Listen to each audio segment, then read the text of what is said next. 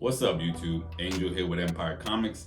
I'm back with another video, and in this video I'm going to show you the X-Men keys I've picked up for under $10 over the past 4 or 5 months. But before I get started, Wolverine slash that like button, click subscribe, and hit that notification bell so you don't miss any of my new videos.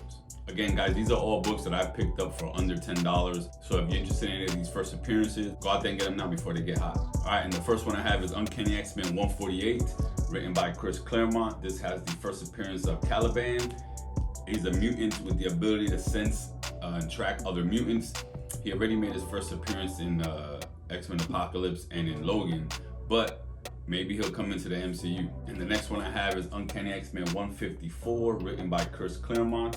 This has the origin of the Summers family, Cyclops, Havoc, Corsairs, which is their dad. And I have Uncanny X-Men 155, another one written by Chris Claremont. This has the first appearance of the Brood and the Brood Queen. All right, the next one we have is Uncanny X-Men 158.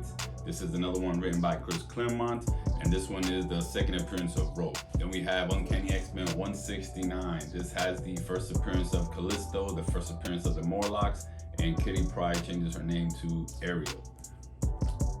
And we got Uncanny X-Men 171. This is when Rogue joins the X-Men, and it's also the debut of the Soul Sword used by Liliana Rasputin.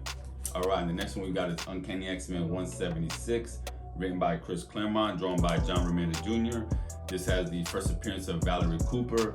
If you guys collected X Factor in the 90s, you know that she helped form X Factor. I think the fact that she's a government official on the side of the mutants gives her a big upshot of appearing in the MCU. All right, the next one is Uncanny X-Men 184. This is just another one written by Chris Claremont. This one has the first appearance of Forge. He's a Native American mutant. He has the mutant ability to invent any weapon he needs at the time.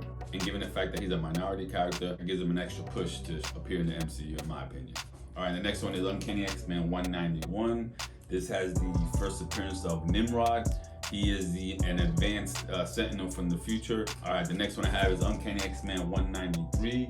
This one has the first appearance of Firestar in continuity, and James Prowlstar also wears his classic costume now. Another one by Chris Claremont. All right, the next one we got here is Uncanny X-Men 199. This has the first appearance of Rachel Summers as the Phoenix, as the second Phoenix, and the Brotherhood of Evil Mutants becomes the Freedom Force. All right, next one we have is Uncanny X-Men 218, written by Chris Claremont, art by Arthur Adams. This has the first cover appearance of Betsy Braddock. All right, the next one we have is Uncanny X-Men 229, written by Chris Claremont.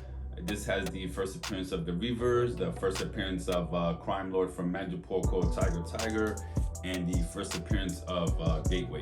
All right, next one we got is Uncanny X-Men 235.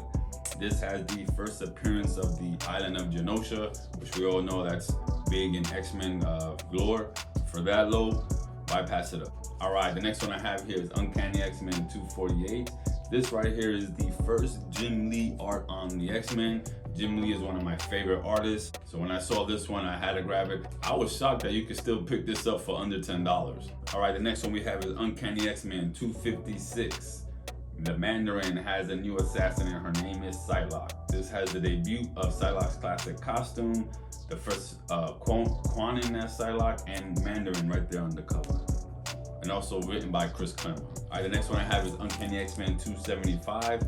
There's no first appearance or anything in this one. That's actually the first X-Men book that I ever owned or ever bought. But it's pretty cool because you get this gatefold cover of all the X-Men in the classic costume. So that was pretty cool. All right, the next one I have is Uncanny X-Men 281. This one was written by Jim Lee and art by Chris Peltasio. And this has the first appearance of Trevor Fitzroy. And it's also the first appearance or the team appearance of the X-Men Gold team. All right, the next one we have is Uncanny X-Men 283.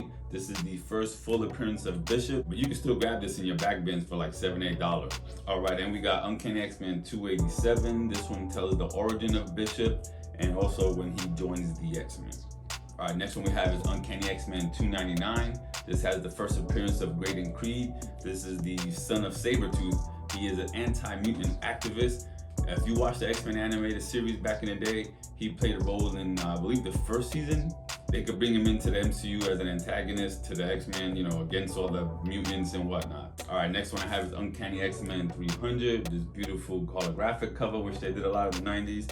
This one right here has the first appearance of the mutant virus, the legacy virus. All right, the last two Uncanny X-Men keys that I picked up this year, I'm not sure if you can find them for under $10 unless you're lucky, but I figured I wanted to show you guys because I picked them up for under $10. We got Uncanny X-Men 282, the first appearance of Bishop, and then I have Uncanny X-Men Annual 14. This one I actually paid $15 for. This has the first appearance of Gambit. All right, guys, that's all I have for part 1 of my X-Men keys for under $10. Keep an eye out for part 2 coming soon, and until next time, later.